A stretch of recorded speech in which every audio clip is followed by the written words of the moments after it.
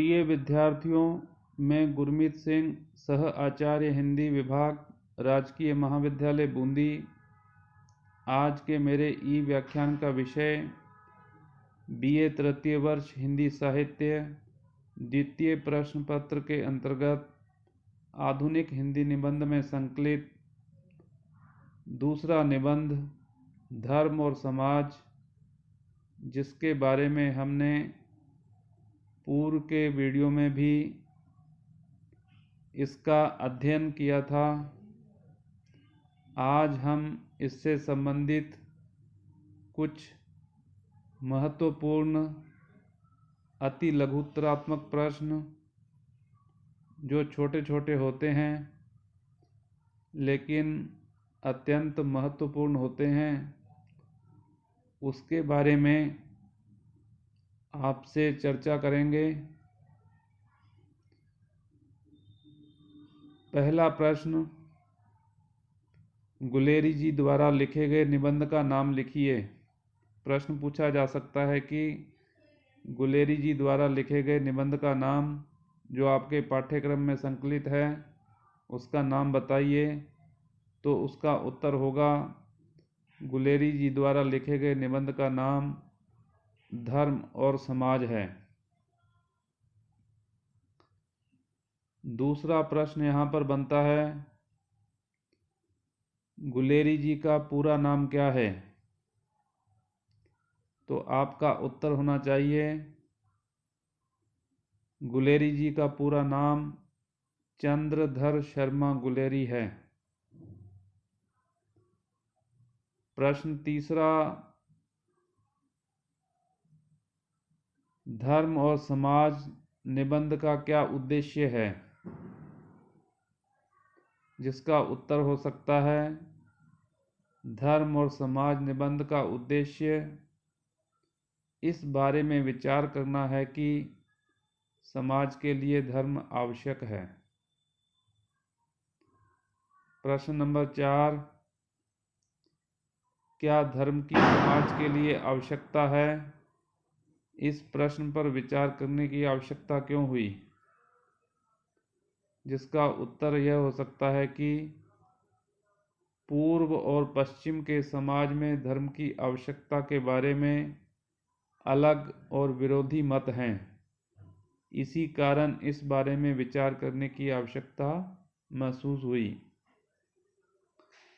चौथा अति लघुत्तरात्मक प्रश्न, पूर्व में धर्म के बारे में क्या मान्यता रही है? जिसका उत्तर यह हो सकता है, पूर्व में यह मान्यता रही है कि समाज के लिए धर्म बहुत आवश्यक है। पूर्व में धर्म को समाज में बहुत ऊंचा स्थान प्राप्त है। यहाँ पूर्व का अर्थ भारत से होगा। प्रश्न नंबर 6 प्रश्न, धर्म समाज के लिए उपयोगी है या नहीं, इस बारे में पश्चिम की क्या मान्यता है?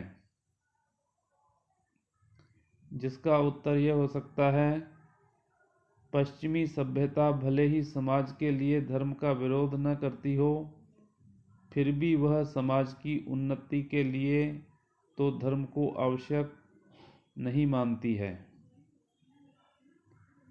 प्रश्न नंबर 7, वर्तमान काल से पहले पश्चिम में धर्म का कैसा महत्व था? वर्तमान काल अर्थात आधुनिक काल। जिसका उत्तर यह हो सकता है, पश्चिम में प्राचीन काल में भारत की तरह धर्म का बड़ा ही महत्व था, किंतु मध्यकाल में कई शताब्दी तक धर्म बड़ी अशांति का बड़ा कारण बना रहा। प्रश्न नंबर 8वां है, यूरोप के धर्म युद्ध के बारे में बतलाइए। जिसका उत्तर यह हो सकता है, मध्यकाल में यूरोप में 50 वर्ष तक लगातार बड़ा धर्म युद्ध चला। बड़े बड़े विद्वानों और संशोधकों के साथ अत्यंत कठोर क्रूर व्यवहार किया गया। इसके बाद 9वां प्रश्न आता है, इस सभ्यता और उन्नति के युग में भी पश्चिम वासियों की धर्म पर श्रद्धा क्यों नहीं है? जिसका उत्तर लेखक ने यह कहकर दिया है कि वहाँ ईसाई धर्म की कैथोलिक और प्रोटेस्टेंट शाखाओं ने एक दूसरी के प्रति बड़े अत्याचार और अमानुषिक बर्ताव किए, इस कारण उनकी धर्म पर वैसी श्रद्धा नहीं है।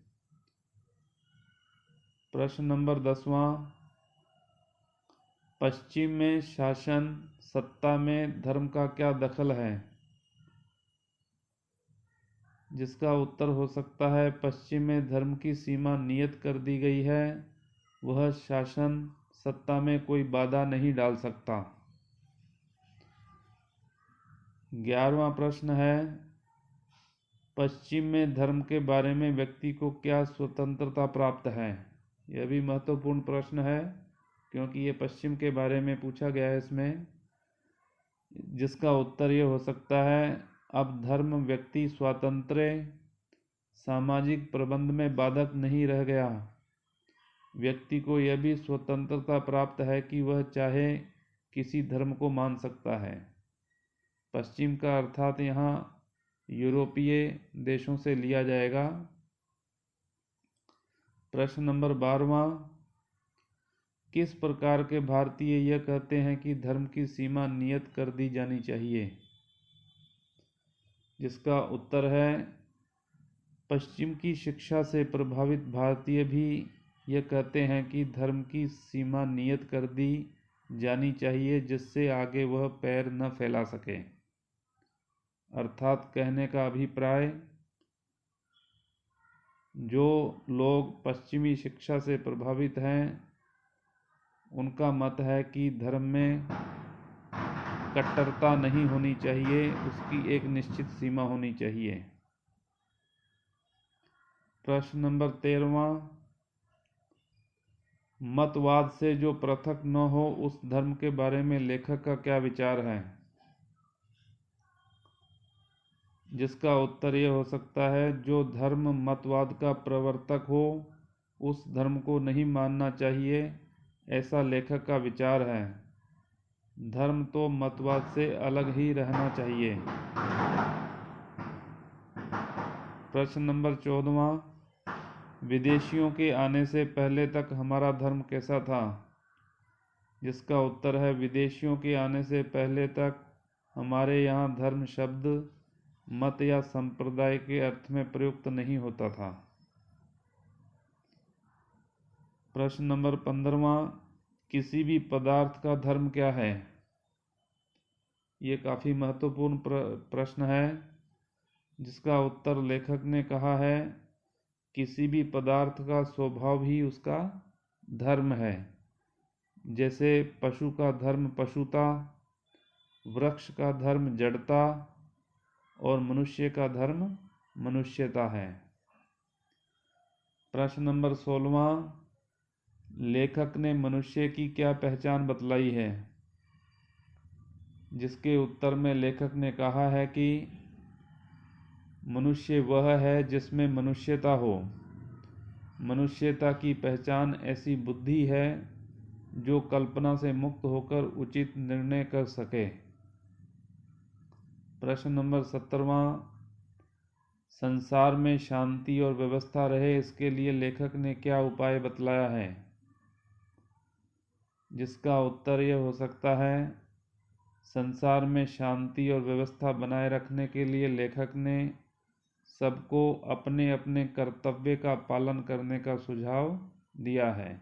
यदि हम सभी अपने अपने कर्तव्य का उचित पालन करेंगे तो संसार में शांति व्यवस्था के साथ साथ संतुलन भी बना रहेगा। प्रश्न नंबर 18वां, वह कौन सी चीज़ है जिससे संसार बना रह सकता है? उसका उत्तर लेखक ने कहा है, धर्म ही ऐसी चीज़ है जिससे संसार की प्रतिष्ठा है, जिससे संसार बना रह सकता है। प्रश्न नंबर 19वां, मनुष्य का सर्वोपरि धर्म क्या है? यह भी काफ़ी महत्वपूर्ण प्रश्न है, जिसके उत्तर में लेखक ने कहा है कि प्रत्येक दशा में अपने कर्तव्य का पालन करना ही उसका सर्वोपरि धर्म है। प्रश्न नंबर 20वां, हमारे पूर्वजों ने धर्म को मनुष्य की प्रत्येक दशा से धर्म को किस उद्देश्य से जोड़ा? जिसका उत्तर यह हो सकता है, मनुष्य की मनुष्यता बनी रहे, इसी उद्देश्य से उन्होंने धर्म को मनुष्य की प्रत्येक दशा से जोड़ा था। प्रश्न नंबर 21वां, आज धर्म अपने वास्तविक रूप से अलग किस प्रकार का हो गया है? जिसका उत्तर है, यह प्रश्न भी महत्वपूर्ण है, आज धर्म मतवाद या भ्रमात्मक विश्वासों में बदल गया है, वह अपने वास्तविक रूप में प्रचलित नहीं है, इसलिए वह अपने वास्तविक रूप से अलग हो गया है। प्रश्न नंबर 22वां, किस स्थिति में हम भारतवासियों को भी सामाजिक, राजनीतिक, आर्थिक और औद्योगिक क्षेत्रों से धर्म का प्रतिबंध हटा देना चाहिए? इसके उत्तर में लेखक ने यह सुझाव दिया है कि यदि भ्रमात्मक विश्वासों को धर्म माना जाए, तब तो उसका सामाजिक, राजनीतिक, आर्थिक और औद्योगिक क्षेत्रों से प्रतिबंध हटा देना ही अच्छा है। इस प्रकार धर्म और समाज निबंध हमारे लिए काफ़ी विचारोत्तेजक निबंध है। प्रस्तुत निबंध में लेखक ने धर्म और समाज की एक नई परिभाषा को हमारे सामने रखा है कि किस प्रकार धर्म समाज की उन्नति में सहायक हो सकता है और समाज किस प्रकार अपने कर्तव्य पथ पर चलते हुए अपने धर्म का पालन कर सकता है। तो विद्यार्थियों, आपको बताए गए आज जो अति लघुत्तरात्मक प्रश्न हैं और उसके उत्तर, इनका आपको निरंतर अभ्यास करना है। यह आपके पाठ्यक्रम से संबंधित है और इन्हीं प्रश्नों में से आपके प्रश्न पत्र में भी प्रश्न आ सकते हैं। तो आज का व्याख्यान यहाँ पर समाप्त होता है। अगला व्याख्यान अगले वीडियो में प्रसारित किया जाएगा।